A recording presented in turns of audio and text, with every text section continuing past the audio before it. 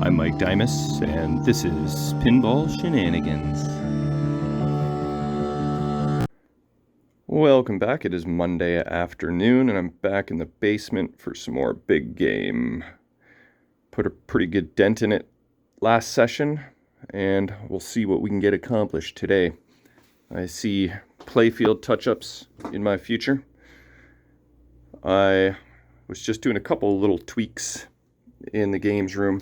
Player 1 display was being a little finicky on the weekend, but I reflowed the headers and looks to be good so far. So I'll leave that on for a bit. And it was awarding a couple free points. I think one of my 10-point switches is a little close, so I'll check on that after. And I was getting a Bigfoot head error on my whitewater, but that credit dot seems to have disappeared, so don't need to worry about that. And the other thing on X-Files is my left loop switch was being a little flaky and not registering all the time, so I think I got that sorted out. And also 3 times now I've had a ball like deflect off of the I call it a sewer. It's not called a sewer in the game. I forgot what it's called. When it's open, the ball deflects off it and lands right in between Skulder and Moldy's legs. And so after 3 times of it happening, I added a post there. It's not the prettiest, but you know, that shouldn't happen again. So, and I ended up finding a way to zip tie this guy in place without the red zip tie on the waist looking like a seat belt. I used green on the bottom right just to kind of blend in. So, you know, it's zip tied in there. From here, can't really notice too much. And honestly, it took me like an hour to figure out a way to get that guy in there that was below the glass. Just had to position him right. But that's just the couple tweaks in the games room that I've been working on. I went out to the hardware store and found me some nails for the side rails. Oh, sorry, multimeter. I left you on. And I think these will work. These are carpet tacks. The heads on the black ones are a little bigger. The ones on the silver ones are a little smaller, so I'm not sure if they'll work, but between those two, I think once I get my side rails, those hopefully will be able to secure them okay. I may have to plug up the holes. And with some toothpicks, which is fine. And I also got to find the screw that goes into here that secures the ground strap. I was missing all that hardware when I got this machine. But I'll show you what Marco has. This is the correct screw that I need. It's a flathead spiral tamper resistant screw. I mean nail. 3/4 inch long, but they're $1.09 US each. So that's why I went to the hardware store just to see if there was an alternate. And those 2 packs of nails cost me a total of $10. So, and if one doesn't work, I can even return it and get my $5 back. So if neither work, then, you know, I may have to spend the big bucks and go for the dollar nails. But I hopefully won't have to do that. I also placed my order at pinballrom.com, which is Dave Still, and got me 230 more LEDs, 100 natural, 100 warm, 10 orange 44s, 10 purple 44s, and 10 pink 44s. So maybe I can freshen up my pink LEDs in Big Game, because I just used warm whites for these guys. I think there's like 5 pinks. 1, 2, 3, 4, 5. So the warm whites show okay, but maybe the pink ones will show better. And in the last video, this one was a little bit different than the other guys. That's because I accidentally used a natural white instead of a warm white, so I did resolve that. Also, Cooke from London Pinball is going to come over later, and he's going to bring me 2 5101 RAM chips. Oh, and also, Dave still is sending me 4 orange flipper rubbers, which he happened to have. I didn't know he had those, so that was kind of lucky. And the Siegecraft adapters for the lamp driver to get rid of my LED flicker. So that'll ship on Wednesday. But like I said, Corey's going to bring me a couple 5101 RAM chips. I was notified that since I installed the one upside down and powered it on, that this RAM chip is not going to be reliable. So, and the other chip is a 2101 instead of a 5101.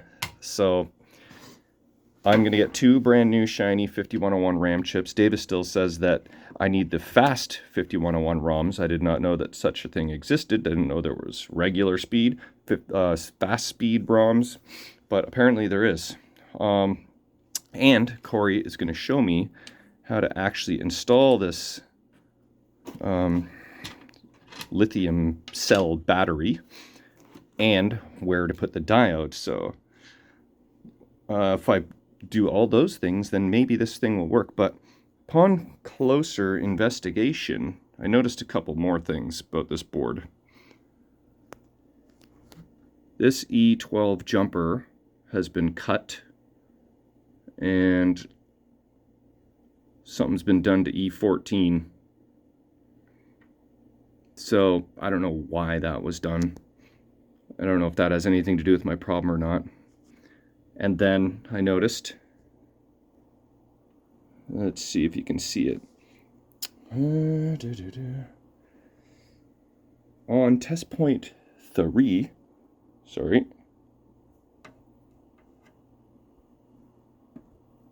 Can't really see it, but there's solder on it, as well as, where do you go? Test point 5, look at that. And also, I mentioned this in a previous video, there's solder there on the ground plane. So what someone was trying to do with all that, I am not sure. I'm gonna probably bust out the touch-up paint markers and start on that. Is that all? Oh no, there was one more thing.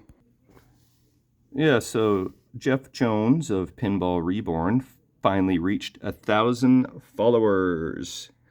So congrats to you, man. That's awesome. And he's actually doing a random giveaway to all of his followers. Nothing fancy, but I hope what I've picked out is appreciated. I'm sure it will be. So if you, I don't know if it's too late to get in on the draw, but if you want to, go like and follow Pinball Reborn. He just completed possibly the nicest restoration of a pinball machine in the history of restoring pinball machines. This Terminator 2 is ridiculous. I mean, there's way too much to go over. It would take me an hour to describe all the details, but this is seriously drool worthy. So much chrome, so many mods. It's just pristine. Look at this speaker panel, hinges, side rails, lock bar, coin door, top to bottom. Beauty. It's just amazing. Anyway, so if you want to see more of that kind of stuff, go check out Pinball Reborn. And congrats again, man. 1,000 followers. It's awesome. Can you guess how many light bulbs are in a big game? I'll give you 30 seconds or less to guess, including all general illumination, all inserts. We got 2 in the coin door. We got all pop bumpers and lane guides and everything. So the answer is, it's not precise, it's about 140 LEDs, so there you go. All right, a couple more things before I get to work. Kevin just sent me this photo. This is the Road Kings he picked up not too long ago. He has removed the side rails, nice and red, original, and this is how much sun fade there is on this game. Can you believe that? It like faded right to the wood in some spots, but yeah, this is the original color, and this is sun faded brown. Insane. And this is his Star Wars that he's working on right now. I picked up his powder coating for him on the weekend because he was out of town, and it was like Starfield heavy metal fleck on black. And you know, it's hard to tell, I'm taking a video of a photo, but it looks amazing. All right, one last look at, you know what, I'm gonna just pan out here. I'm using a new video editing software, by the way, because my old one just decided to cease to exist. And it's a royal pain in the ass. It's OpenShot, and probably just because I'm learning it. But if you notice anything different, like Mark Valuk was telling me that the video quality has improved since I switched to 60 frames per second. So yeah, I'm still figuring it out. And a lot of times my camera likes to, I'm doing a horizontal video, but it comes out vertical. On my old software, I just click a button and rotate it. On the OpenShot, it doesn't like to rotate videos, so I gotta import it into another program, then I gotta rotate it, then I gotta export it, then I gotta import it back into OpenShot, and it's just a pain in the ass. So sometimes I'll like pan out just to try and make sure that it's gonna stay horizontal. So if I'm in too close like this, that will probably turn out vertical. Anyway, fun with new software. I gotta learn video editing all over again. It's been going on for maybe the last 5 videos or something.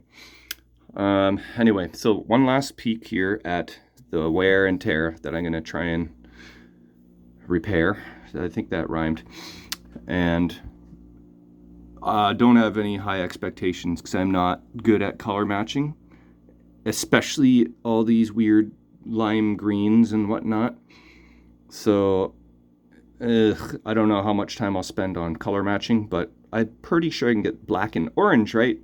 It's all these other weird colors that might be a challenge, so I'll have at it. Okay, started out with some off-white primer, basically, on the bare wood. Put some on that letter C that was done up before, that wasn't quite crispy. And now comes the fun part, color matching. Okay, getting closer. Been working away for maybe half an hour or something. Let's get that glare out of the way and see the progress so far. See if you can see where my touch-ups are. My black and my orange. If you can't, then that's good. Oh, I need a little more green. I mixed this green. I put it on a piece of plastic and try and like match it. It doesn't really match that well. I mixed these 2 colors. It's not bad, but I noticed I just kind of need a little bit here. And I didn't, I don't think I primed that spot, but that looks better. This area here, I touched up. I think I need another coat though. And I will go over this again. My black outline. And so the main area that needed this was here. You can kind of see where it is. I need to get the dark green into the equation. And I didn't even prime this area because I didn't think I would actually be able to match that color, so I was going to leave it, but now I need to prime it because you can't just paint on wood. It doesn't work very well with this light color or with this color in general. So if I put on a layer of off-white, I should be able to touch that up. Oh, and the lettering here, I touched up this O added the A and the R. Oh yeah, I still gotta work on those letters a little bit. They're got a little carried away with that R there on the back leg. And what was the other letter? The C. Tried to make it better. It doesn't look much better, but if I can touch up the off-white around it, then that will look good. So one more pass over and all this stuff, and then I will call it. All right, I've done as much as I'm going to do in this session. I'm not 100% thrilled. It is better in some spots, but here is the possible final product. I may, just out of sheer stubbornness, try and improve upon it. Like, this was better, I swear, in the last video, but that looks like crap now. So I don't love that. Up here, this leafy thing actually turned out okay. This same green is, well, two different greens, but the lighter green is the same light green that's down here, but shows up differently for whatever reason. And then I did kind of try to color match this zone here. Yeah, I actually still do need to come in with my black and do around this insert. And I think that is supposed to be an and symbol, 5,000 and change card selection. So I'd say I'm 90% done with touch-ups. That is the biggest eyesore of them all. I may just start from scratch on that. But I'm going to take a break from touch-ups and do something else. Maybe it's time to repair this slingshot head. All right, my slingshot mech has been disassembled. Here's the old one with the broken head. Here's the new one.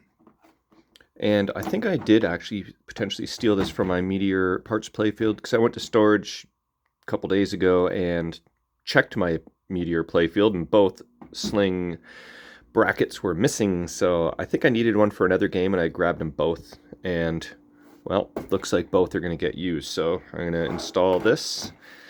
And, you know, I can keep this in case I need one of these one day, or washer, or this spring. So I'll put it in my little baggie here, and this will be good to go.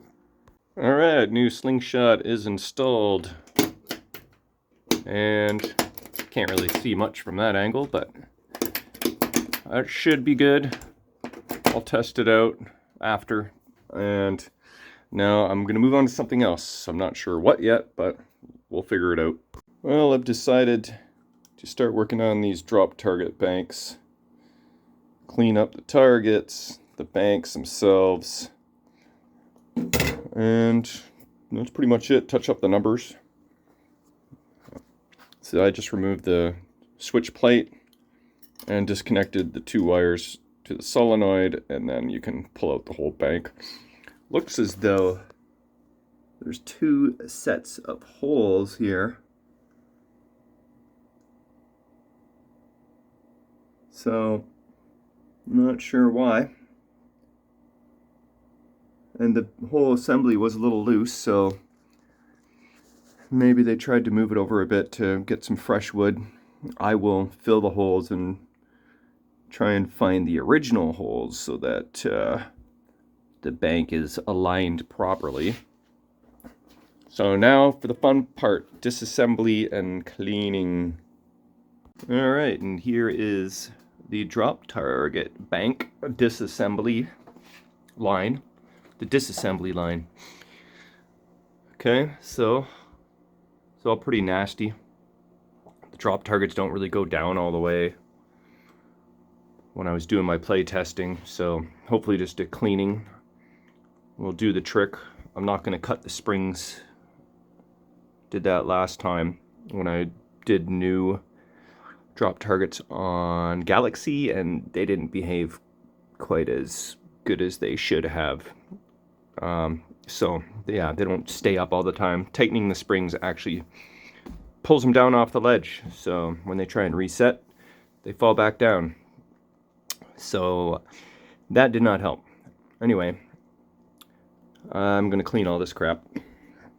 All right, I got one piece clean so far.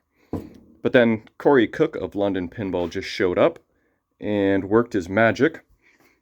He installed the button battery on the original CPU, showed me how and where the diode goes on the back, and then he brought me two brand new shiny 5101 RAM chips, the fast kind, because apparently there's a fast kind and a slow kind.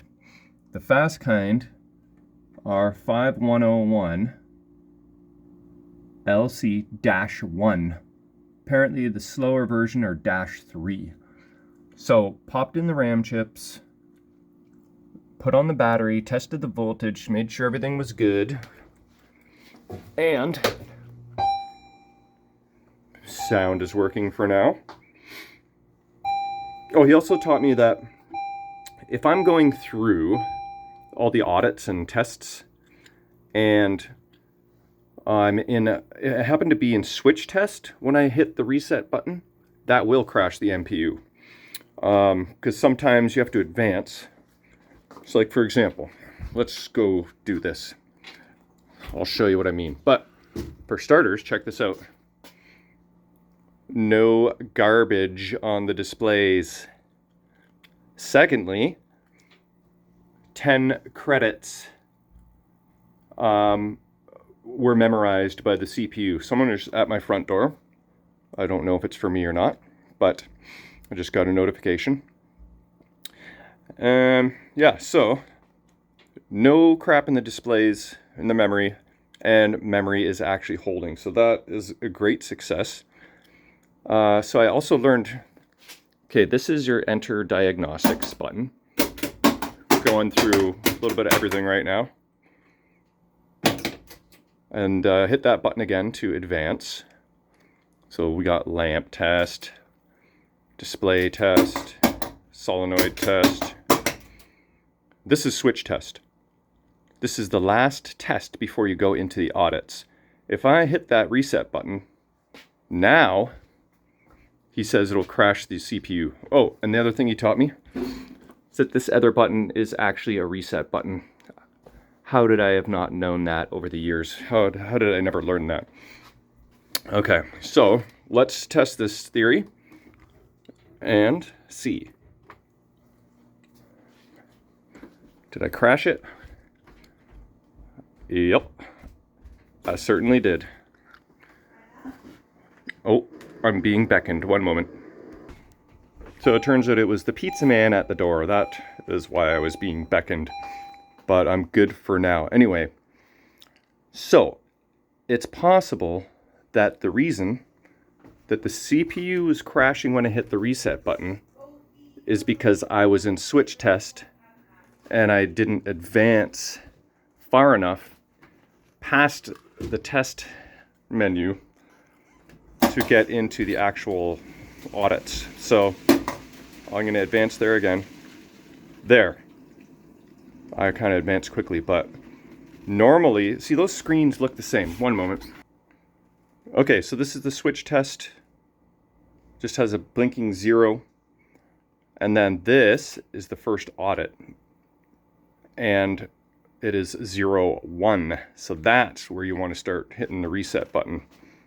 So again, I could use this to clear that off, but right now I have it set to, you get 10,000 points, you get a credit. That is how we put it on free play, right? So you don't have to hit the coin switch every game. So as long as you get 10,000 points each game, you should never have to credit up. But that is potentially why, and likely why, the reset button was causing the CPU to crash. It could have been relating to the RAM chips, but it was probably just me. And replacing these two RAM chips solved the garbage in the memory problem. So, as it sits right now, everything with the original CPU is working. So, halle friggin' luya. That is some good success, good progress right there. So, back to Operation Drop Targets. All right, things are cleaned up. A little bit of green scrubby and cloth. Magic eraser on the drop targets. Gonna see if I can touch those up. I'm not sure how I'm gonna deal with it though. Mylar or clear coat to lock it in. So much easier to disassemble than reassemble because there's so many parts, but at least I got a couple other target banks to reference if needed. Also took a bunch of photos. Let's see how this turns out though. Alright, I can live with that. Like I said, I'm not sure what I'm going to do to lock in that touch-up paint, but we'll see what happens. I'm going to reassemble this now. Alright, assembly is complete. It's nice and shiny for the most part. I think I got it assembled in the right order. 7, 8, 9. Is that still white and crusty? How did I miss that bar? Yeah, look at that. I gotta clean that up, but yeah, so I think that's ready for installation pretty much. Once I get rid of the white crusties. Alright, this is your before drop target bank. And here is your after. Get this light out of my face. So I did fill the holes for the screws with toothpicks and wood glue. And this thing is solid as a friggin' rock now.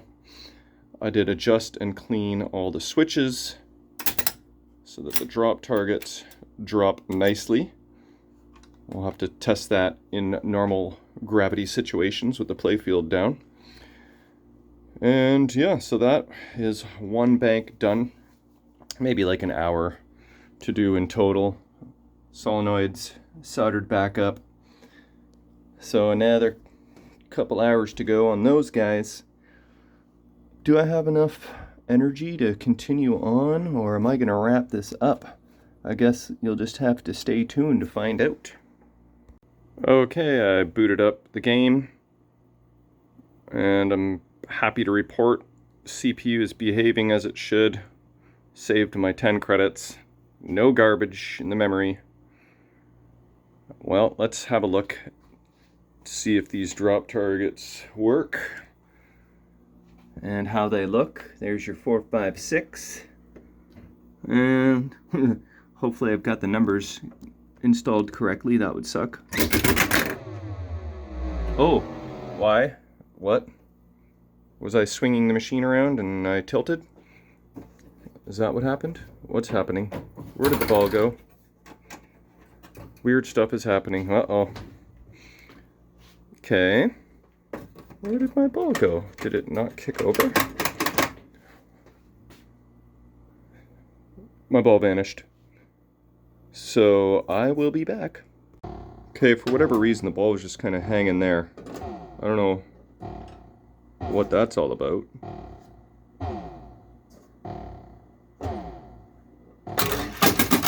But that's what should have happened. Now, I got a question. Why is that light on? Is that supposed to be on? And is X supposed to be on? That's possible. Change card selection. Ah, okay. That answers that question. Wonderful. Okay, now, time to try out the drop targets. Ooh, 7 lit up there. 8, 9. Okay, let's change over to Z. Whoa, how did that happen? What the F?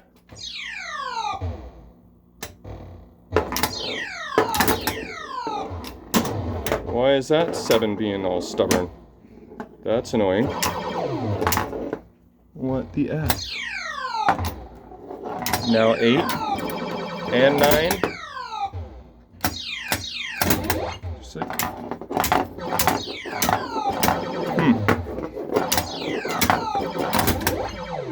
interesting.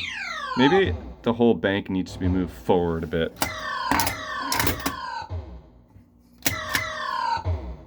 See how these are basically touching the wood here? And there's actually a little bit of space there. This probably hitting the rubber and bouncing back forward because the rubbers are fresh. Okay, well, I guess I got to do some adjusting before I can call that done. Alright, I moved the drop target bank a little bit more forward. See how these guys are all touching wood? That's what she said. Haha, you knew that one was coming. And these guys are all touching wood. These were not. Now they are. So I was able to move it a little bit. It still bricks from time to time. Every time, pretty much. Every single time. If you hit it softly, it goes down. But you hit it with any speed, and it doesn't like that. But I don't know that there's much more I can do about that. So I'm just going to leave it. And then I spent some time adjusting the slingshots. Occasionally I'm getting a double kick, but I can live with that. I removed this nail because it was so close to the rubber that hitting it in the center wasn't allowing the slingshot to fire. It just looks like it's a factory kind of oopsie, because these ones are set further back. It shouldn't be touching the rubber. That one was touching. This guy, again, trying to adjust it so that it's not doing the machine gun, but you got to find that balance where soft hits actually trigger the slingshots and not machine gun it. But yeah, see, my new slingshot head is working. So that was pretty good slingage all the way up the right lane there. So, oh, I think I cycled through the entire pitch of background sounds back on the very low sound. I don't know if you can hear that, but that is about as good as I can get that for now. If I can figure out another way to improve that, I will, but I don't really know what else to do. I don't know. It's not consistently inconsistent. Oh, come on now. Yeah, I don't know. That should be okay. Hopefully the other drop target banks don't pose as many problems. That seems okay. Okay, those guys seem good. Hopefully they work just as good after I fix them. I fixed that one enough until it was broken. Alright, that's where I'm going to wrap up this video. Been down here for many hours. Made some good progress though. So I'll keep plugging away and do the drop target banks next episode, these two guys, and then maybe pop bumpers. Got to order my flipper kits at some point too, so still work to be done. Alright, I'm out of here. Thanks for watching. Ooh, my penis just hit the flipper.